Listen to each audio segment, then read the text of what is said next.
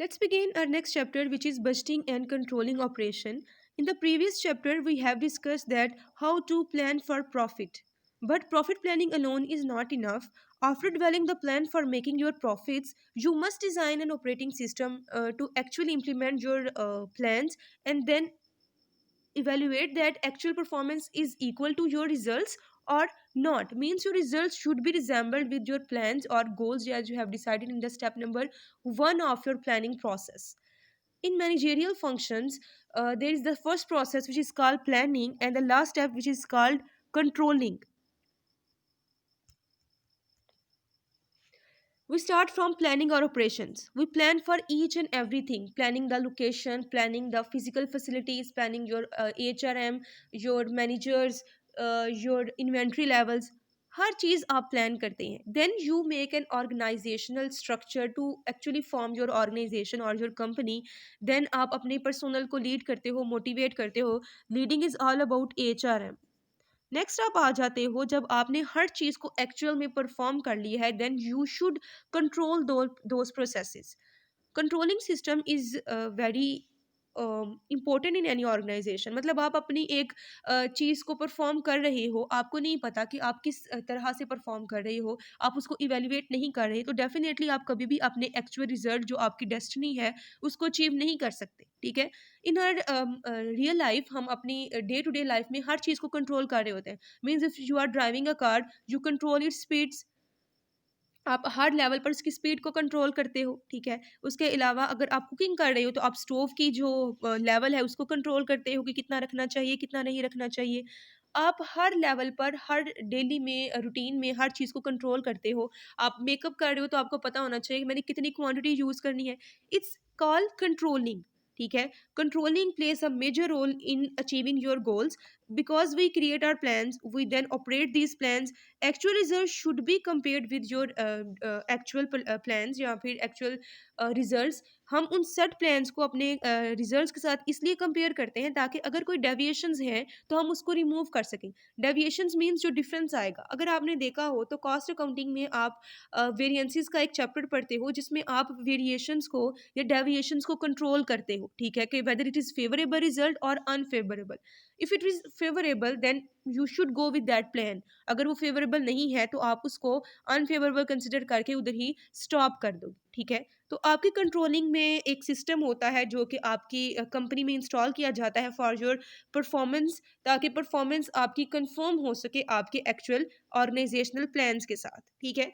तो हम पूरे चैप्टर में यहाँ पर हम कंट्रोलिंग को पढ़ेंगे. कंट्रोलिंग भी डिफरेंट स्टेप्स में जो है वो आगे से डिवाइड हो जाती है. These are called steps of control process. We start with the establish clear standards. हम अपनी परफॉर्मेंस के एक स्टैंडर्ड सेट करते हैं. जैसे कि फॉर एग्जांपल आप कहोगे कि मैंने एक गिवन टाइम पीरियड में इतने प्रोडक्ट्स बनाने हैं. ठीक है. तो आप स्टार्ट करते हो अपने स्टैंडर्ड्स को और अपने जो बेंचमार्क्स हैं उनको बनाने में, उनको इस्टेब्लिश करते हो. नेक्स्ट आप क्या करोगे? Monitor and record performance. जैसे आप अपनी एक्चुअल परफॉर्मेंस कर रहे होते हो, साथ साथ उसको मेजर करते जाते हो अपनी एक्चुअल परफॉर्मेंस को. देन आप अपनी एक्चुअल परफॉर्मेंस को कंपेयर करते हो अपने स्टैंडर्ड्स के साथ.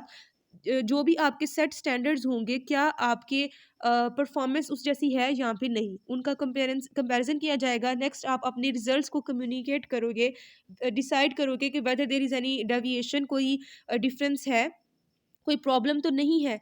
ठीक है. उसके बाद इफ़ नीडेड करेक्टिव एक्शंस. अगर आपको लगता है कि हमें करेक्टिव एक्शन लेने की ज़रूरत है तो फिर आप क्या करोगे? अप्रोप्रिएट करेक्टिव एक्शंस लोगे ताकि आपकी actual performance should be in conformity with your plan performance. ठीक है. जैसे कि आप नीचे देख सकते हो कि मैंने एक लाइन बनाई है कि फीडबैक लिया जाता है. अगर कंट्रोल आपके करेक्टिव एक्शंस ठीक होते हैं, फिर हम देखते हैं ये चीज़ कि क्या जो हमने फर्स्ट पार्ट में जो आपका स्टेप नंबर 1 था उसमें स्टैंडर्ड सेट किए थे, क्या वो रियलिस्टिक थे या भी नहीं. ये चीज़ मैं आपको पहले भी एक्सप्लेन कर चुकी हूँ. Standard should be attainable. ठीक है. आप एक ऐसी चीज़ को डिसाइड ना कर लें जिसको आप कभी अचीव नहीं कर सकते. एक्सपेक्टेशंस आप हायर कर लो, लेकिन अगर आपके पास ऐसी क्वालिटीज़ नहीं है कि आप उन एक्सपेक्टेशन को पूरा कर सको, तो फिर डेफिनेटली आपके एम्प्लॉइज़, आपकी कंपनी जो है वो डीमोटिवेटेड फील करेगी. ठीक है. आपके जो गोल्स हैं, जो स्टैंडर्ड्स हैं, वो अचीवेबल होने चाहिए. तो यहाँ पर आप देखोगे क्या हमारे स्टैंडर्ड जो है वो रियलिस्टिक थे. अगर तो नहीं थे तो हमें क्या चेंज करने की ज़रूरत है? अपने स्टैंडर्ड को चेंज करने की ज़रूरत है. ये करेक्टिव एक्शंस है ना. या तो हम अपने करेक्टिव एक्शंस में स्टैंडर्ड्स को चेंज कर लेते हैं, या फिर हम अपनी एक्चुअल परफॉर्मेंस को चेंज कर लेते हैं। ठीक है, तो ये आपका जो है वो कंट्रोल प्रोसेस का एक स्टेप जो है सिस्टम था पूरा। हम स्टैंडर्ड्स की बात कर लेते हैं पहले। So performance standards can be your budgets, your benchmarks, जिसको हम एक्चुअल में अचीव करना चाहते हैं, what we are expecting from our employees to perform, वो आपके खिलाते हैं परफॉर्मेंस स्टैंडर्ड्स। अब परफॉर्मेंस स्टैंडर्ड्स अगर आपने देखा हो, जैसे कि मैंने आपको कहा कि कॉस्ट अकाउंटिंग में जैसे आप देखते हो, एक आपकी होती है स्टैंडर्ड्स जिनको आप बजटेड परफॉर्मेंस कहते हो, जिसमें आप देखते हो कि ये चीज़ बजटेड थी, क्या एक्चुअल में उतना हुआ है या फिर नहीं। जब भी हम परफॉर्मेंस स्टैंडर्ड सेट करने लगते हैं, तो हमें कुछ चीज़ों का अपने माइंड में रखना चाहिए कि जो भी आप अपने स्टैंडर्ड सेट करने जा रहे हो, आप अपनी पोजीशन को देखते हुए सेट करो, इंडिविजुअल गोल्स को देखते हुए सेट ना करो। ठीक है, आप अपने इंडिकेटर्स को, अपने जो सक्सेस के इंडिकेटर्स हैं उनको ऑब्जर्व करो। ठीक है, जो आपके स्टैंडर्ड्स हैं वो ऑब्जर्वेबल होने चाहिए, मीनिंगफुल होने चाहिए, क्वान्टिफाइबल होने चाहिए। ठीक है, रीजनेबल हो, अटेनेबल हो, ये चीज़ हम पहले भी डिस्कस कर चुके हैं। आप describe fully satisfactory performance one trend, आप इसको फुली सेटिस्फैक्ट्री लिखो। अगर आप अपने स्टैंडर्ड्स को अचीव कर लेते हो, it means you should be satisfied with your goals. ठीक है, उसके बाद कहता है कि आपने अपने स्टैंडर्ड्स को quantity, quality, timelessness, cost, safety of outcomes, इस सब में मेंशन करना होता है। अगर हम देखें तो हम स्टैंडर्ड सेट कैसे करते हैं, कभी कभी हम अपनी इंट्यूशन को यूज करते हैं। ठीक है, इंट्यूशन मीन्स अपनी इंटरनल कैपेबिलिटीज, जिसको हम सिक्स सेंस भी कहते हैं, कि इस तरह की चीज़ों से हम कंपेयर कर सकते हैं, क्योंकि standards are use for comparison purposes. ठीक है, उसके बाद कभी कभी हम अपनी ही पास्ट परफॉर्मेंस को यूज करते हैं कि पास्ट में हमारी परफॉर्मेंस अच्छी थी या फिर नहीं, उस लेवल के अकॉर्डिंग आप अपने आप को क्या कर लेते हो, मैयर कर लेते हो। उसके बाद आ जाता है कि कभी कभी हम जो है वो अपने कंपेरिटर्स की परफॉर्मेंस को अपना जो है वो बेंचमार्क बना लेते हैं। ठीक है, तो benchmark can be of any type, अपनी परफॉर्मेंस, कंपेटिटर्स की परफॉर्मेंस, आपकी इंडस्ट्री की performance, these are used for comparison purposes, ताकि हम अपने आप को कंपेयर कर सकें। ठीक है, तो ये सारे मीन्स आप यूज़ कर सकते हो अपने परफॉर्मेंस स्टैंडर्ड्स को सेट करने के लिए। ठीक है, इन सब को आप यूज़ करोगे, अपने माइंड में रखोगे, जब भी स्टैंडर्ड सेट करने हैं तो ये चीज़ें आपके माइंड में होनी चाहिए। ठीक है, अब हम इनको किन टर्म्स में बनाते हैं, जैसे कि मैंने आपको पहले भी बताया है कि आप सेट कर लोगे कि for the given time period, अगर एक मंथ की बात की जाए तो मैं एक मंथ में अपने जो है इस आइटम के टोटल जो है वो 500 प्रोडक्ट्स बनाऊंगा। वो आपका क्या बन गया, जो आपका स्टैंडर्ड है। ठीक है, यहाँ फिर पिछले मंथ में मैंने 500 प्रोडक्ट्स बनाए थे, तो इस मंथ में भी मुझे 500 प्रोडक्ट्स ही बनानी है। तो वो आपका एक गोल है जो कि आपने एक मंथ में अचीव करना है। तो वो जो गोल होगा, वो आपने हर चीज़ को, हर जो है वो फैक्टर्स को माइंड में रखते हुए फिर सेट करना चाहिए। ठीक है, नेक्स्ट आ जाते हैं characteristics of effective control system. हमने देख लिया कि कंट्रोल प्रोसेस में कौन कौन से स्टेप्स इन्वॉल्व होते हैं। अब हमने अपनी कंपनी के लिए एक कंट्रोल सिस्टम बनाना है। जो हमारा कंट्रोल सिस्टम होगा, एक इफेक्टिव कंट्रोल सिस्टम में कुछ करेक्टरिस्टिक्स होनी चाहिए, कुछ खूबियाँ होनी चाहिए, जो कि यहाँ पर हम देख लेते हैं। Your effective control system should be accurate, जिसको आप कह सकते हैं कि उसमें एक्यूरेसी हो, कोई भी अनरियलिस्टिक चीज़ ना हो, टाइमली हो। कंट्रोल सिस्टम जो है, आपको पता है कि स्टार्टिंग पे जब आपने परफॉर्मेंस स्टार्ट करनी है, एक्चुअली आपने काम करना स्टार्ट करना है, अपने ऑपरेशंस को टाइमली होना चाहिए, हर पर्सन को कम्युनिकेटेड होने चाहिए। ठीक है, आपकी जो स्ट्रेटजिक कंट्रोलिंग थी, जो आपने स्ट्रेटजिक प्लान्स बनाए थे, उसको उसके ऊपर फोकस्ड हो आपका कंट्रोल। ठीक है, इकोनॉमिकली रियलिस्टिक हो, मतलब उनको जो कंट्रोल सिस्टम है आपका, वो बहुत ज़्यादा कॉस्टली नहीं होना चाहिए। ठीक है, आपके लिए इकोनॉमिकल होना चाहिए। ऑर्गेनाइजेशनल रियलिस्टिक होना चाहिए, ऑर्गेनाइजेशन के जो पॉलिसीज, प्रोसीजर्स और रूल्स हैं उसके अकॉर्डिंग हो आपका कंट्रोल सिस्टम। उसके अलावा है कि ऑर्गेनाइजेशन के वर्क फ्लो के साथ जो है वो कोऑर्डिनेटेड हो। ये ना हो कि ऑर्गेनाइजेशन का जो एक हायरार्की है वो डिफरेंट है और आपकी कंट्रोल सिस्टम की हायरार्की डिफरेंट है। उसके अलावा फ्लेक्सिबल है कि अगर कभी आपको लगे कि हमें कंट्रोल, जो आपके स्टैंडर्ड सेट किए हैं उनको चेंज करना है, तो उसमें इतनी फ्लेक्सिबिलिटी हो कि आप अपने करंट ऑपरेशंस को कंटिन्यू करने के साथ साथ अपने कंट्रोल सिस्टम के अंदर थोड़ी बहुत वेरिएशंस लेकर आ सकते हो। ठीक है, पर्सपेक्टिव और ऑपरेशनल होना चाहिए, एक्चुअल में वो परफॉर्मेंस करने के बराबर हो। ये ना हो कि हमने सेट कुछ कर लिया है जिसको अनरियलिस्टिक टाइप का है, कि हम एक्चुअल में उसको परफॉर्म कर ही नहीं सकते। आपके ऑर्गेनाइजेशन के हर पर्सन, हर मेंबर वो एक्सेप्ट करे, ऐसा कुछ भी ना हो सिस्टम आपका जो कि लोग उसको एक्सेप्ट ना कर रहे हो, मतलब इतना रिजिड सिस्टम ना हो कि दूसरे लोगों के लिए वो प्रॉब्लम्स क्रिएट करे। ठीक है, उसके अलावा जो है there should be a cause and effect relationship. आपको पता होना चाहिए कि जो भी चीज़ परफॉर्म की जा रही है उसके पीछे जो है क्या कॉज है और उसका क्या इफेक्ट हो सकता है। ठीक है, आपके कंट्रोल सिस्टम जो है वो इंडिविजुअल की रिस्पॉन्सिबिलिटीज होते हैं, हर किसी ऑर्गेनाइजेशन का हर मेंबर इस सिस्टम में इन्वॉल्व होना चाहिए। अब हमने कहा कि हम अपने परफॉर्मेंस स्टैंडर्ड सेट करते हैं अपने कंट्रोल सिस्टम को स्टार्ट करने से पहले। तो हमारी ऑर्गेनाइजेशन में परफॉर्मेंस स्टैंडर्ड्स को हमने हर पर्सन को कम्युनिकेट करना होता है।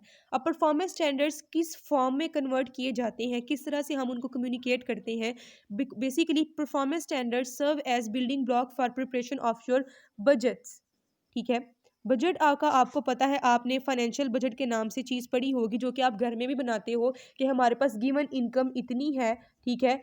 और गिवन टाइम पीरियड के अंदर हमारे इतने एक्सपेंसेस हो सकते हैं। उन सब को आप एक जगह पर लिख लेते हो, इनकम में से एक्सपेंसेस को लेस कर देते हो। आपके पास अगर कोई पॉजिटिव अमाउंट आती है तो वो आपकी सेविंग हो सकती है, या फिर उसको जहाँ पर भी आपने यूज़ करना होगा। और अगर आपकी जो अमाउंट नेगेटिव आती है तो फिर आपको पता है कि बजट में से या तो मुझे इनकम को इंक्रीज करने की कोशिश पड़ेगी या फिर अपने एक्सपेंसेस को कंट्रोल करना पड़ेगा। ठीक है। ये चीज़ें आपकी कहलाती हैं बजट। जब आप अपने टोटल जो एक्सपेक्टेड जो फ्यूचर टाइम पीरियड होता है उसके लिए आप हर चीज़ को फोरकास्ट कर लेते हो, आपके वो बजट बन जाते हैं। बजट्स बनाने के लिए परफॉर्मेंस स्टैंडर्ड्स का हम यूज़ करते हैं। ठीक है। आपको पता है कि बजट जो है वो रियलिस्टिक होना चाहिए, अटेनेबल होना चाहिए। बजट्स जो है वो आपके पर्सन्स को बताता है कि उनकी क्या-क्या जो है वो रिस्पॉन्सिबिलिटीज़ हैं और गिवन टाइम पीरियड के अंदर उन्होंने कितना-कितना काम परफ़ॉर्म करना है। ठीक है। अब बजट है जो कि हमारे परफ़ॉर्मेंस स्टैंडर्ड्स को ऑर्गनाइज़ेशन के हर मेंबर तक जो है वो पहुँचाएगा, कम्युनिकेट करेगा। तो हम बजट्स की बात कर लेते हैं।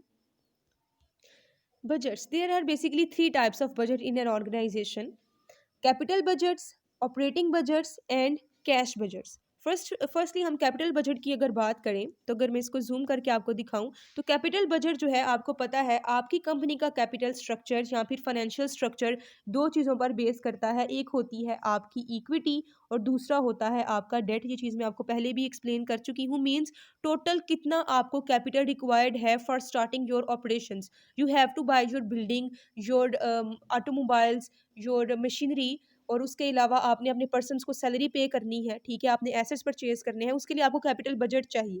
ठीक है। आप कोई भी जो है अपनी बिजनेस को एक्सपेंड करना चाहते हो या रिप्लेस करना चाहते हो अपनी फिजिकल फैसिलिटीज़ को, यू नो के बाद फिजिकल फैसिलिटीज़ आर अबाउट, उन सब को जो है मैनेज करने के लिए, रिप्लेस करने के लिए आपको कैपिटल बजट बनाना पड़ता है। ठीक है। कि हमें गिवन टाइम पीरियड के अंदर कितनी मशीन्स या फिर कितने फिजिकल एसेट्स रिक्वायर्ड हैं, कितनी फिजिकल फैसिलिटीज़ रिक्वायर्ड हैं, कौन-कौन सी फिजिकल फैसिलिटीज़ को सेल करने की ज़रूरत है और कौन-कौन सी फिजिकल फैसिलिटीज़ को रिप्लेस करने की ज़रूरत है। आप वो सारा कुछ जो है वो कैपिटल बजट में डिसाइड कर रहे होते हो। ठीक है। नेक्स्ट अगर मैं आपके सामने जो है वो कैश बजट की बात करूँ, उससे पहले हम बात करते हैं ऑपरेटिंग बजट की। क्योंकि कैपिटल बजट बनाने के बाद आप बनाते हो अपना ऑपरेशनल बजट, जिसमें आपने ये देखना होता है कि गिवन टाइम पीरियड के अंदर हमने कौन-कौन सी एक्चुअल में चीज़ों को परफ़ॉर्म करना है। ठीक है। इसमें आप अपनी देखते हो कितनी इनकम हमारी आ सकती है, उसको फ़ोरकास्ट करते हो। उस इनकम को जनरेट करने के लिए हमें कौन-कौन से एक्सपेंसेस जो हैं वो चाहिए होंगे, कौन-कौन से एक्सपेंसेस इनकर्ड होंगे और कितनी अमाउंट हमारे पास बचेगी। जैसे कि आप यहाँ पर देख सकते हो, आप अपने रेवेन्यू और एक्सपेंसेस को एनालाइज करते हो। ठीक है। गर्ल्स बेसिकली जो आपका ऑपरेटिंग बजट है वो मेन बजट होता है किसी भी कंपनी के लिए। इसमें हम क्या देखते हैं कि आप ऑपरेटिंग बजट में आगे से तीन तरह के बजट बनाते हो जो कि मैं आपको पहले भी बता चुकी हूँ। एक होता है आपका सेल्स बजट। ठीक है। वो आपको पता है कि कैसे आप बनाते हैं। ठीक है। उसके बाद आप सेल्स बजट को देखते हुए अपना बनाते हो प्रोडक्शन बजट। ठीक है। सेल्स बजट में हम यूनिट्स जितने सेल करने होते हैं उसको देखते हैं, उसके अलावा हम उसको किस कॉस्ट पर सेल कर सकते हैं, किस प्राइस पर सेल कर सकते हैं, वो चेक करते हैं। फिर आपने जितनी सेल्स करनी है उतने प्रोडक्ट्स को बनाने के लिए आपको अपना प्रोडक्शन बजट डिसाइड करना पड़ता है। प्रोडक्शन बजट में आगे से आप जो है वो डिफरेंट काइंड ऑफ बजट्स बना रहे होते हो। प्रोडक्शन में बजट में आगे से आपके पास आ जाता है material budget, labour budget, FOH budget. ठीक है। ये आगे से डिफरेंट बजट्स बनते हैं प्रोडक्शन बजट के अंदर। इसको मैन्युफैक्चरिंग बजट भी कहा जाता है। उसके बाद जो है एक तीसरा बजट बनाया जाता है ऑपरेटिंग बजट में, जिसको हम क्या कहते हैं, पर्सोनल बजट। पर्सोनल या फिर एचआर बजट की आपको कौन-कौन सी ह्यूमन रिसोर्सेज रिक्वायर्ड है। ठीक है। ये प्रोडक्शन बजट में जो लेबर बजट है ये उससे मिलता-जुलता है कि हमें कितने लोग रिक्वायर्ड हैं गिवन प्रोडक्ट्स को प्रोड्यूस करने के लिए। ठीक है। जब आप अपने प्लानिंग कर लेते हो ऑपरेशंस को और उसके बारे में बजट बना लेते हो कि कितने एक्सपेंसेस होंगे, कितनी इनकम्स होंगी, उसके बाद आप आ जाते हो एक्चुअल कैश की तरफ। ये आपका एक्चुअल कैश बजट है जिसमें आप अपनी मनी को देख रहे होते हो कि कितनी आपको एक्चुअल में मनी रिक्वायर्ड है। ठीक है। और कैश बजट कैसे बनाया जाता है, सिंपल वर्ड्स में मैं आपको बताती हूँ। कैश बजट में आप सबसे पहले देखते हो कि गिवन टाइम पीरियड के अंदर आपके पास मनी कहाँ-कहाँ से आ सकती है। ठीक है, जिसको हम क्या कहते हैं, टोटल कैश रिसीट्स। उससे पहले आपको पता है कि जब भी आप अपने ऑपरेशन स्टार्ट करते हो तो आप पे के पास स्टार्टिंग में कोई ना कोई बिगनिंग बैलेंस पड़ा होता है। ठीक है, तो बिगनिंग कैश में आप ऐड कर देते हो गिवन टाइम पीरियड की रिसीट्स, जो भी आपको रिसीट्स हो रही होती हैं, जो भी इनकम्स आपको आनी है, उन दोनों को ऐड करोगे और फिर जो भी आपके पास अमाउंट आती है उसको हम कहते हैं cash available for given period. ठीक है, कैश अवेलेबल कह सकते हो आप इसको कि गिवन टाइम पीरियड के अंदर हमें कितना कैश अवेलेबल है, उसमें से आप अपने सारे डिसबर्समेंट्स को, डिसबर्समेंट्स कहा जाता है पेमेंट्स को, ठीक है, डिसबर्समेंट्स को लेस कर दोगे तो आपके पास जो है एक्चुअल आंसर आ जाएगा कि आपके पास एंड ऑफ द मंथ कितना बैलेंस पड़ा है। एंड ऑफ द मंथ जो भी आपके पास जो अमाउंट बचेगी उसको हम कहते हैं, इनका लेस करने के बाद ये अमाउंट आ जाएगी। अब ये जो एंड ऑफ मंथ अमाउंट है, इसका हम करते क्या है? अगर तो ये पॉजिटिव अमाउंट है तो इसको हम कहेंगे कि आपकी जो है वो कैश सरप्लस है। ठीक है, जो अब इसका सरप्लस में आता है, पॉजिटिव अमाउंट आती है, तो आप इसको किसी जगह पर इन्वेस्ट कर सकते हो। ठीक है, लेकिन अगर आपके पास नेगेटिव अमाउंट आती है, मतलब आप जो है वो सरप्लस की बजाय डेफिसिट में जा रहे हो, तो उस केस में आप क्या कर लेते हो, आपको एक्सटर्नल फाइनेंसिंग की ज़रूरत होती है। ये सारे बजट्स बनाने के बाद आप एक्चुअल परफॉर्मेंस को इन बजट्स के साथ कंपेयर करते हो और फिर चेक करते हो कि वेदर यू हैव रिसीव्ड और अचीव्ड योर गोल्स और नॉट। ठीक है, यही हमारा सारा प्रोसेस होता है कंट्रोलिंग का, जो कि हमने एक्चुअल में अपने बिजनेस में परफॉर्म करना होता है।